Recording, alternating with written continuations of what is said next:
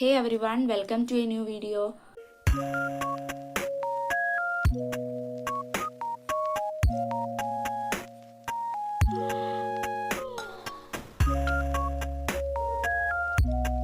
അപ്പോൾ കഴിഞ്ഞ 2-3 ദിവസമായിട്ട് കുറേ പേര് ചോദിച്ചുകൊണ്ടിരിക്കുന്ന ഒരു ക്വസ്റ്റ്യൻ ആണ്, നീറ്റ് പ്രിപ്പയർ ചെയ്യാൻ വേണ്ടിയിട്ട് ഏതാണ് ബെസ്റ്റ് മെറ്റീരിയൽ, ഞാൻ യൂസ് ചെയ്ത മെറ്റീരിയൽ ഏതാണ് തുടങ്ങിയ ക്വസ്റ്റ്യൻസ് ഒക്കെ.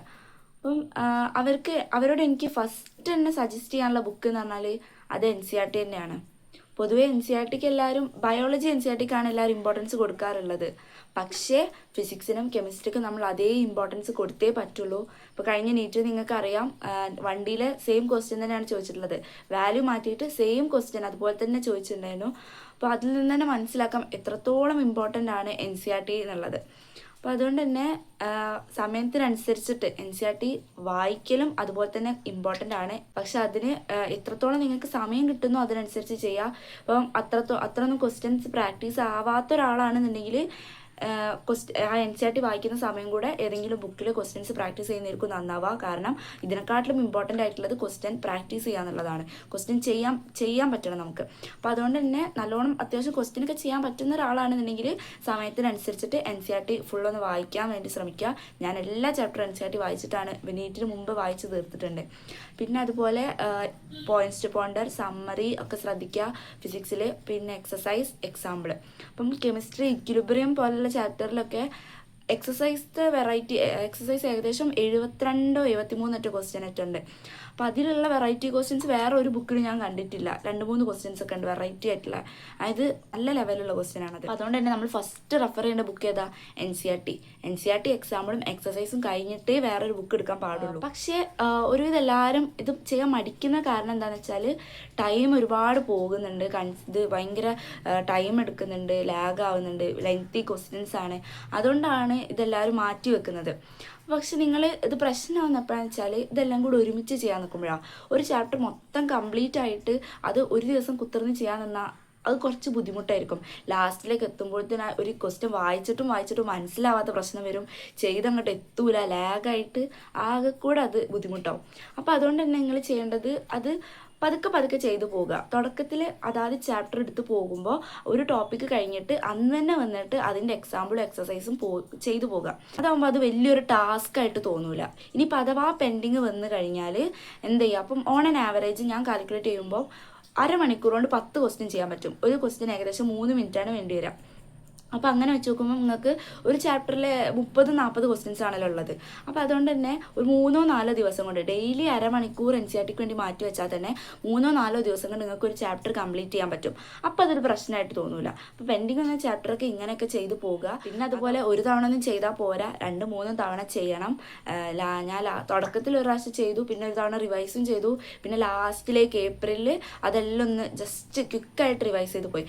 ആ ജസ്റ്റ് ക്വിക്ക് റിവിഷൻ നടക്കാൻ ഏപ്രിൽ നമുക്ക് എല്ലാം റിവൈസ് ചെയ്യാനുള്ളതാണ്. അപ്പോൾ ആ ക്വിക്ക് റിവിഷൻ നടത്തണമെന്നുണ്ടെങ്കിൽ മുന്നേ ഇപ്പോൾ ജൂലൈയിൽ ചെയ്ത NCERT ഒക്കെ നേരെ ഏപ്രിലേക്ക് വെച്ച് കഴിഞ്ഞാൽ ആ പെട്ടെന്നൊന്നും റിവൈസ് ചെയ്ത് തീരൂല. അപ്പോൾ ഇപ്പോൾ ചെയ്യുന്ന ചാപ്റ്ററൊക്കെ അതിൻ്റെ ഇടയ്ക്ക് ഒരു December January ആകുമ്പോൾ ഒന്നും കൂടെ റിവൈസ് ചെയ്തിട്ട് ഏപ്രിൽ 3ാമത്തെ തവണ ചെയ്യാം.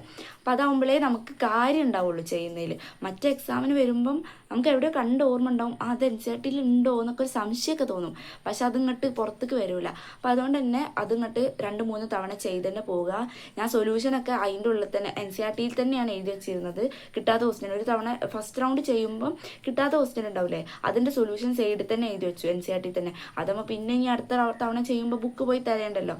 അപ്പം അതിന് അങ്ങനെ വെച്ച് ചെയ്തു പോയി.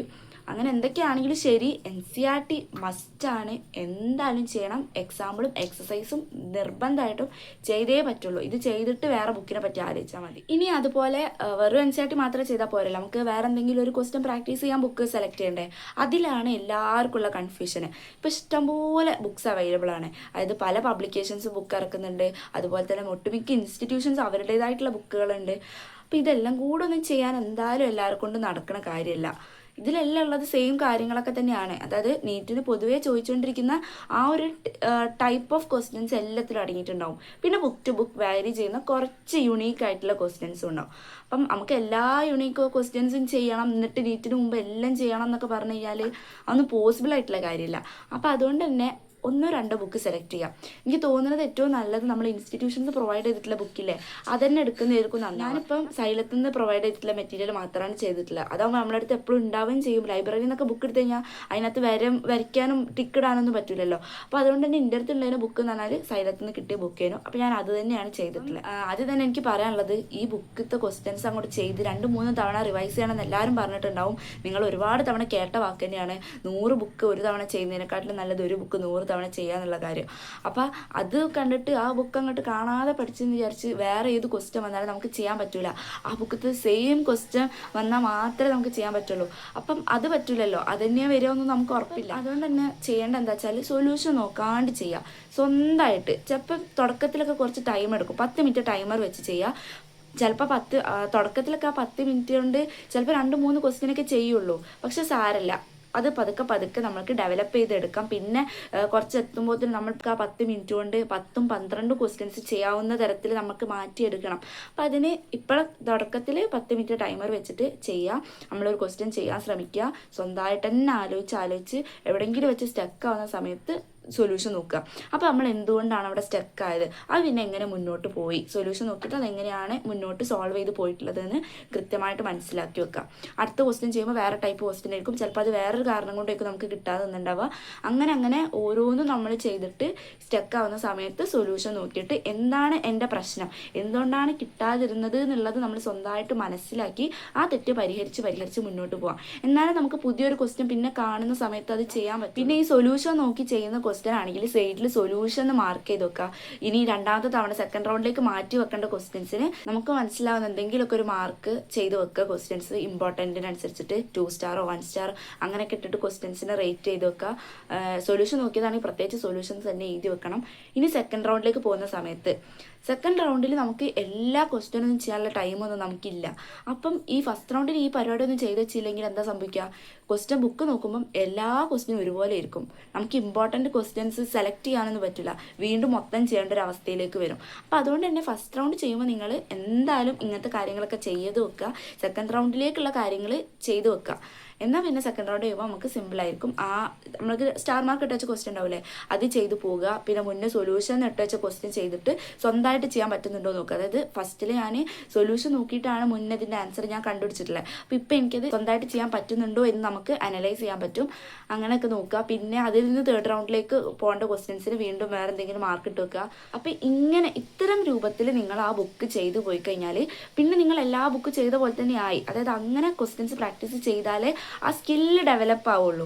അല്ലാന്നുണ്ടെങ്കിൽ വെറുതെ ക്വസ്റ്റ്യൻ ചെയ്യുന്നു, സൊല്യൂഷൻ നോക്കുന്നു, പോകുന്നു, അടുത്ത ബുക്ക് എടുക്കുക. ചിലപ്പോൾ കുറേ ബുക്ക് അങ്ങനെ എടുത്ത് പോയിട്ടുണ്ടാവും. പക്ഷേ പിന്നെ പുറത്തുനിന്ന് വേറെ ക്വസ്റ്റ്യൻ വന്നു കഴിഞ്ഞാൽ നമ്മളെക്കൊണ്ട് സ്വന്തമായിട്ട് ചെയ്യാൻ പറ്റൂല. അപ്പോൾ അതുകൊണ്ട് ഇങ്ങനെ എടുക്കുന്ന പുസ്തകത്തിന് നല്ല വൃത്തിയായിട്ട് അങ്ങോട്ട് ഉപയോഗിക്കുക. ടൈമൊക്കെ വെച്ച് സ്വന്തമായിട്ട് ചെയ്ത് പഠിച്ചു കഴിഞ്ഞാൽ പിന്നെ ഏത് ക്വസ്റ്റ്യൻ വന്നാലും നമുക്ക് സ്മൂത്തായിട്ട് ചെയ്തു പോകാൻ പറ്റും. ടൈമും നമുക്ക് മാനേജ് ആയി കിട്ടും. അതുപോലെ ഇനി ചെയ്യേണ്ടത് പ്രീവിയസ് ഇയർ ക്വസ്റ്റ്യൻസ് ആണ്. പ്രീവിയസ് ഇയർ ക്വസ്റ്റ്യൻസ് ചെയ്യുമ്പോഴാണ് മുൻവർഷങ്ങളിൽ ചെയ്തു പോയ മുൻവർഷങ്ങളിൽ നടന്ന ക്വസ്റ്റ്യൻ പേപ്പറിലൂടെയൊക്കെ നമുക്കൊരു പരിചയമൊക്കെ ഉണ്ടാവുള്ളൂ. അപ്പോൾ അത് ചെയ്യുക. അതിന് എനിക്ക് നീറ്റ് ചാമ്പ്യൻ നല്ല ഇഷ്ടമായിരുന്നു. അതായത് അതിനകത്ത് മുൻവർഷങ്ങളിലുള്ള AFMC APMT ഒക്കെ ഉണ്ടായിരുന്നു അതിനകത്ത്. അപ്പം അതൊക്കെ അത്യാവശ്യം നല്ല ലെവലുള്ള ക്വസ്റ്റ്യൻസ് ആണ്. അപ്പം അത് പക്ഷേ എനിക്കത് ഫുൾ കംപ്ലീറ്റ് ചെയ്യണം താല്പര്യം ഉണ്ടായിരുന്നു. ഞാൻ വളരെ കുറച്ച് ചാപ്റ്റർ മാത്രമേ ചെയ്തിട്ടുള്ളൂ, ടൈം കിട്ടിയില്ല. അപ്പം അതുപോലെ നമ്മൾ വിചാരിക്കുന്ന എല്ലാം നമ്മളെ കൊണ്ട് ഈ ഒരു വർഷം കൊണ്ട് നടന്നു എന്നൊന്നും വരില്ല. പക്ഷെ നമ്മൾ ഉള്ളതിൽ കോൺഫിഡൻ്റ് ആയിരിക്കണം. ഞാൻ ലാസ്റ്റിലേക്ക് അങ്ങനെയാണ് വിചാരിച്ചത്. എനിക്കത് ചെയ്യാൻ പറ്റും, ഞാനത് ഏപ്രിലെങ്കിലും കവർ ചെയ്യാൻ പറ്റുമെന്ന് വിചാരിച്ചു. പക്ഷേ സമയം കിട്ടിയില്ല. അപ്പം ഞാൻ സ്വന്തമായിട്ട് കോൺഫിഡൻസ് ഉണ്ടാക്കി വെച്ചു. അതിന് എന്ത് ക്വസ്റ്റ്യൻ വന്നാലും എനിക്കത് ചെയ്യാൻ പറ്റും, ഞാനത് ചെയ്യണം എന്നില്ല. ഞാൻ ആ ബുക്ക് ചെയ്തില്ലെങ്കിലും അതിന് ക്വസ്റ്റ്യൻ വന്നു കഴിഞ്ഞാൽ എനിക്ക് നീറ്റിൽ ചെയ്യാൻ പറ്റും എന്നുള്ളൊരു കോൺഫിഡൻസ് ഞാൻ ഉണ്ടാക്കി വെക്കാൻ ചെയ്തത്. അപ്പോൾ അതുപോലെ ഉള്ളതിൽ തൃപ്തിപ്പെടുക, നമ്മൾ ചെയ്ത കാര്യത്തിൽ കോൺഫിഡൻ്റ് ആക്കി വെക്കുക. ചെയ്യാൻ പറ്റാത്തത് ആലോചിച്ചിട്ട് ടെൻഷൻ അടിച്ച് ഉള്ളതും കൂടെ കളയാതിരിക്കുക. ഉള്ളത് നമുക്ക് പഠിച്ചിട്ടുണ്ടെങ്കിൽ അത് അവിടെ ഉണ്ടാവും. ഇത്രയൊക്കെ തന്നെ ഉള്ളൂ. NCERT ചെയ്യുക ഫസ്റ്റ്. പിന്നെ ഏതെങ്കിലും ഒരു ബുക്ക് പ്രോബ്ലം ചെയ്യാനുള്ള ഒരു ബുക്ക് പ്രാക്ടീസ് ചെയ്യുക. പിന്നെ പ്രീവിയസ് ഇയർ ക്വസ്റ്റ്യൻസ് നോക്കുക. പിന്നെ അതുപോലെയാണ് statement type of questions practice ചെയ്യണം. അതായത് assertion type, true or false അങ്ങനത്തെ ക്വസ്റ്റ്യൻസ് ഒക്കെ നീറ്റിന് വരാറുണ്ടല്ലോ. അതിന് ഏറ്റവും വേണ്ട കാര്യം എന്ന് പറഞ്ഞാൽ നമുക്ക് കോൺസെപ്റ്റുവൽ ക്ലാരിറ്റിയാണ് വേണ്ടത്. അതായത് ഓരോ കോൺസെപ്റ്റ് നല്ല ക്ലിയർ ആക്കി നമുക്ക് മനസ്സിലായാൽ മാത്രമേ ഇത്തരത്തിലുള്ള ക്വസ്റ്റ്യൻസ് വരുമ്പോൾ നമുക്ക് ചെയ്യാൻ പറ്റുള്ളൂ. അപ്പം അത് പഠിക്കുമ്പോഴേ കോൺസെപ്റ്റ് നല്ലോണം ക്ലിയർ ആക്കി പഠിക്കുക. പിന്നെ അതുപോലെ statement type of questions practice ചെയ്യുക. പല ബുക്കുകളിലും സ്റ്റേറ്റ്മെൻ്റ് ആയിട്ടുള്ള ബുക്കുകളും ഉണ്ട്. ഇനി പല ബുക്കിലും ഓരോ ചാപ്റ്ററിൽ ഡിവൈഡ് ആക്കിയിട്ടുണ്ട്. MCQs, assertion reasons, statement, true or false, അങ്ങനെ ഓരോ പല ബുക്കുകൾ ഞാൻ കണ്ടിട്ടുണ്ട്. അപ്പം അങ്ങനെ സ്റ്റേറ്റ്മെൻറ്റ് വരുന്ന ബുക്കുകളൊക്കെ എടുത്ത് ചെയ്യുക. അതിലൊരു സ്റ്റേറ്റ്മെൻറ്റ് നമുക്ക് കിട്ടിയിട്ടില്ലെങ്കിൽ അതിൻ്റെ ക്വസ്റ്റ്യൻ വായിച്ച് ആൻസർ അങ്ങോട്ട് വെറുതെ കാണാതെ പഠിച്ച് വെച്ചാൽ പോരാ, അത് ടീച്ചേഴ്സിൻ്റെ അടുത്ത് ചോദിച്ച് തന്നെ പഠിക്കണം. കാരണം ഒരു സ്റ്റേറ്റ്മെൻറ്റ് ആൻസർ നമുക്ക് കിട്ടിയിട്ടില്ല എന്നുണ്ടെങ്കിൽ അതിനർത്ഥം എന്താ, നമുക്ക് ആ കോൺസെപ്റ്റ് അത്ര ക്ലിയർ ആവാത്തതുകൊണ്ടാണ്. അപ്പോൾ അത് ടീച്ചേഴ്സിൻ്റെ അടുത്ത് ചോദിച്ച്, അപ്പോൾ അവർ കുറച്ചും കൂടെ ഒന്ന് വാസ്റ്റായിട്ട് ആ ഏരിയ പറഞ്ഞുതരും. അപ്പോൾ നമുക്കിനി അവിടുന്ന് വേറെ ഏത് ടൈപ്പിൽ ക്വസ്റ്റ്യൻ വന്നാലും നമ്മളെ കണ്ടോ അത് ചെയ്യാൻ പറ്റുമല്ലോ. അങ്ങനെ ചെയ്യുക. ഇനി ടീച്ചേഴ്സിൻ്റെ അടുത്ത് ചോദിക്കും, ഡൗട്ട് ചോദിക്കാമെന്ന് മടി കാണിക്കരുത്. നമ്മൾ ചേർന്നിട്ടുള്ള ഇൻസ്റ്റിറ്റ്യൂഷനിലെ റിസോഴ്സസിന് നമ്മൾ മാക്സിമം യൂട്ടിലൈസ് ചെയ്യുക. ഇത്തരം കാര്യങ്ങളിലൊക്കെ മടി കാണിച്ച് വെച്ച് കഴിഞ്ഞാൽ അതിൻ്റെ ദോഷം നമുക്ക് തന്നെ ഉണ്ടാവുള്ളൂ. അപ്പോൾ അതൊക്കെ മാക്സിമം യൂട്ടിലൈസ് ചെയ്യുക. പിന്നെ അതുപോലെ ഒരു കാര്യം വിട്ടുപോയത്, NCERT എക്സംപ്ലാറും വളരെ ഇമ്പോർട്ടൻ്റ് ആണ്. അതിനകത്ത് MCQs, അതിൽ ലോങ് ആൻസർ ഒന്നും നോക്കണ്ട, ഷോർട്ട് ആൻസർ ടൈപ്പ് ക്വസ്റ്റ്യൻസ് ഉണ്ടാവില്ലേ, MCQs, അത് നോക്കുക. അതിൽ കുറേ സ്റ്റേറ്റ്മെൻറ്റ്സ്, നല്ല സ്റ്റേറ്റ്മെൻറ്റ്സ് ഒക്കെ ഉണ്ടായിരുന്നു. അപ്പോൾ അതൊക്കെ നോക്കുക. ഇത്രേ ഉള്ളൂ ഇന്നത്തെ വീഡിയോ. നിങ്ങൾക്ക് യൂസ്ഫുൾ ആയി എന്ന് വിചാരിക്കുന്നു. യൂസ്ഫുൾ ആയെങ്കിൽ ലൈക്ക് ചെയ്യുക, ഷെയർ ചെയ്യുക, സബ്സ്ക്രൈബ് ചെയ്യുക. ബൈ.